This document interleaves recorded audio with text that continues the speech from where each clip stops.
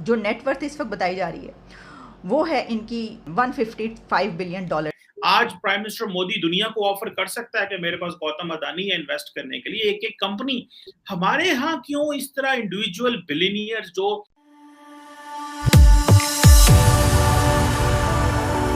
जय हिंद दोस्तों, मोदी देश में आपका स्वागत है। दोस्तों, आज पाक मीडिया भारत के बिलियनियर अडानी के बारे में बात कर रहा है। पाक मीडिया कह रहा है कि 2 हफ्ते में अडानी दुनिया के 30 सबसे अमीर बंदे से दूसरे सबसे अमीर बंदे बन गए।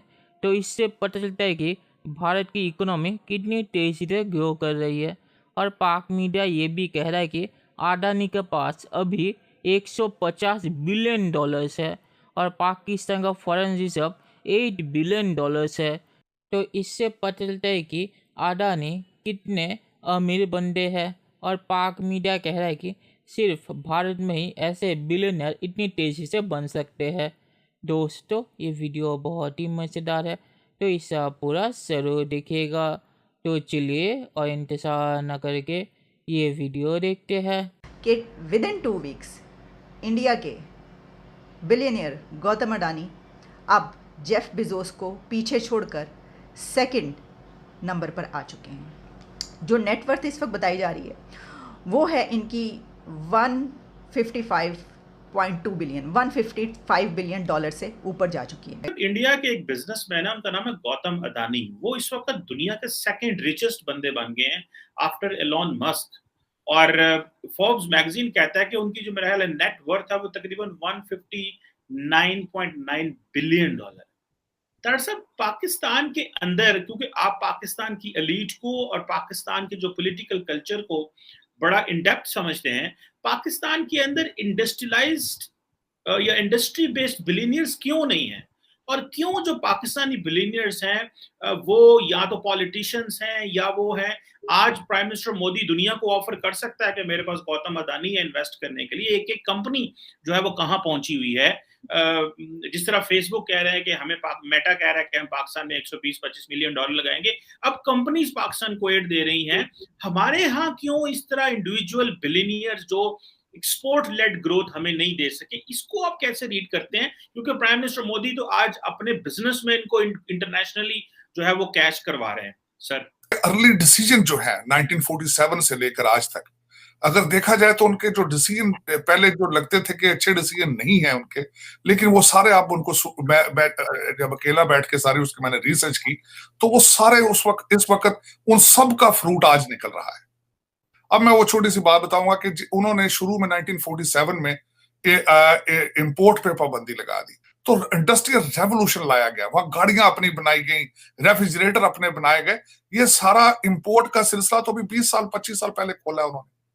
फिर उसके बाद उनकी इंटरप्शन नहीं हुई, मार्शल लॉ वहां पे नहीं लगे, उनका जो सबसे बड़ी बात।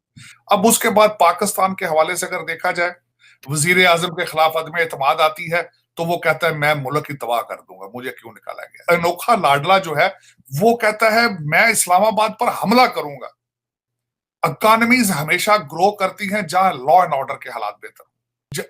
आप कहते हैं इन्वेस्टमेंट पाकिस्तान में आए, यहाँ पे आजकल मुमालिक जो वेस्टर्न सिविलाइजेशन है उनको यही नहीं पता कि बात आपके सियासी सेटअप से करनी है या एस्टेब्लिशमेंट से करनी है।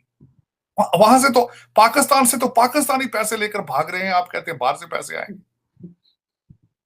आपके डॉलर महंगे होने की सबसे एक बड़ी वजह यही है कि लेटली ऐसे ऐसे दोस्तों के मुझे फोन आ रहे हैं जो कि बहुत कामयाब थे पाकिस्तान में, जो कंस्ट्रक्शन बिजनेस के टाइकून थे, जो उनके मुझे फोन आ रहे हैं कि हमें बताओ पैसा किस तरह पाकिस्तान से बाहर लेके जाना है, ग्रीन कार्ड लेके हमने किस तरह अमेरिका में आके लेना है, हमें बताओ अमेरिका में जाएं या कनाडा में जाएं। तो ये अगर इस तरह हालात होंगे, आप मुझे मैं सबसे आपकी रूलिंग एलीट जो है वो पाकिस्तानी बैंकों में पैसा अकाउंट रखने के हक में ही नहीं है। उनके सारा पैसा, आपकी जो रूलिंग एलीट है वो पैसा नहीं रखती पाकिस्तानी बैंकों में। उनकी एक टांग जो होती है लंदन या टोरंटो अमेरिका में होती है और दूसरी एक टांग वहां होती है, वो तो पार्ट टाइम के लिए जाते हैं। आपकी रूलिंग एलीट ही नहीं पैसा लगाना चाहती। गौतम अडानी 60 इयर्स ओल्ड के हैं और ये कॉलेज ड्रॉप आउट स्टूडेंट थे। एयरपोर्ट्स और एनर्जी, क्लीन एनर्जी, ट्रांसपोर्टेशन, बेशुमार इनके बिजनेसेस मौजूद हैं।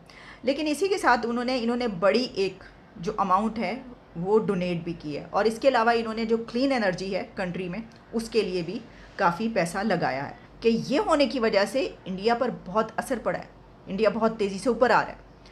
तो पाकिस्तान में हमें इस वक्त सिचुएशन हमारी तो खैर फ्लड्स की वजह से जहाँ पर है वो आप जानते ही हैं, आप देख ही रहे हैं। और स्टेट बैंक की जो रिपोर्ट आई है वो भी कोई इतनी हौसला अफजा नहीं है। हमारे जो रिज़र्व्स हैं वो 8 पॉइंट समथिंग पर आ गए, यानी आप जानते हैं 11 हम कह रहे थे जब कुछ अर्सा पहले, चंद महीने पहले हमने इस मौजू पर एक प्रोग्राम आखिरी किया था, जब वो डिफ़ॉल्ट की तरफ जा रही थी तो मैं काफ़ी प्रोग्राम कर रही थी इस पर, तो उस पर कोई 11 समथिंग हमने कहा था, वो वहाँ से हमने छोड़ते छोड़ते फिर 10 पे आए, अब हम 8 पर आ गए हैं। तो आप जान सकते हैं कि हम किस तरफ बढ़ रहे हैं। और कुछ और रिपोर्ट्स हैं, IMF की रिपोर्ट है। चलिए दोस्तों, इस वीडियो पे बात करते हैं। तो पाक मीडिया ने सही कहा कि भारत में ही सिर्फ अडानी जैसे बिलियनर बन सकते हैं, क्योंकि भारतीय अपने देश में ही इन्वेस्टमेंट करते हैं। पाकिस्तान में ऐसे बिलियनर इसीलिए नहीं बनते कि पाकिस्तान में जो भी अमीर बनता है वो पहले अपने पैसे को बाहर निकालने के चक्कर में रहता है। वो कभी भी पाकिस्तान में ऐसे इन्वेस्टमेंट नहीं करता जिससे पाकिस्तानियों को नौकरी मिले या पाकिस्तान की इकोनॉमी में ग्रोथ हो। वो या तो पाकिस्तान में प्लॉट खरीदता है या दुबई में जाके कोई घर खरीद लेता है। और इसीलिए भी आपने देखा होगा कि दुबई में सबसे ज़्यादा प्रॉपर्टीज़ पाकिस्तानियों ने खरीद के रखी होती है। भारत में ऐसा नहीं होता। भारतीय बिलियनर भारत में कमा के भारत में ही इन्वेस्टमेंट करते हैं, और अगर वो बाहर भी इन्वेस्टमेंट करे तो वो भी भारत के फ़ायदे में ही करते हैं। पाकिस्तान में ऐसा कभी नहीं होता।